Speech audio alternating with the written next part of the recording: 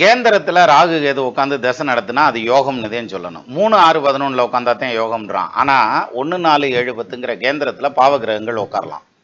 இப்ப ராகுவோ கேதுவோ லக்னத்துக்கு 4ஆம் இடத்துல உட்காந்து தசை நடத்துச்சுன்னா என்ன செய்யும் அப்படின்னா, அது படிக்கிற காலமா இருந்தா ஒரு ஸ்கூல்ல இருந்து வேற ஸ்கூலு, வேற ஒரு காலேஜ்ல இருந்து வேற காலேஜ் அந்த மாதிரி மாத்தும். அதுக்கப்புறம் அந்த படிப்பு முடிச்சு கொடுக்கும். இதே இது தொழில் பண்ணிட்டு இருக்காங்க அப்படின்னா அந்த தொழிலை மாத்தி வேற தொழில் பண்றது, அல்லது அதே தொழிலை வேற இடத்துல கொண்டு போய் வச்சு பண்றது, அப்படி பண்றதுல ஜெயிப்பாங்க. இதே இது ஒரு இடத்துல வேலை பார்த்துட்டு இருக்காங்கன்னா ஒரு 2, 3 இடத்துல வேலையில இடம் மாறி அதுக்கப்புறம் ஒரு இடத்துல ஸ்டேபிளா உட்காருவாங்க. பெரும்பாலும் இந்த 4ஆம் இடத்துல ராகு கேது நின்று அது தசை நடத்துச்சுன்னா பெரிய அளவுல சக்சஸ் கொடுக்கும். மோர் தென் 80% சக்சஸ் தான் ஆகும். ஆனா ஒரு வேதனையான விஷயம் என்னன்னா, இவங்க சக்சஸை அவங்க அம்மா பார்க்க முடியாம போயிடும், அல்லது அப்பா பார்க்க முடியாம போயிடும். அப்படி ஒரு சூழ்நிலை.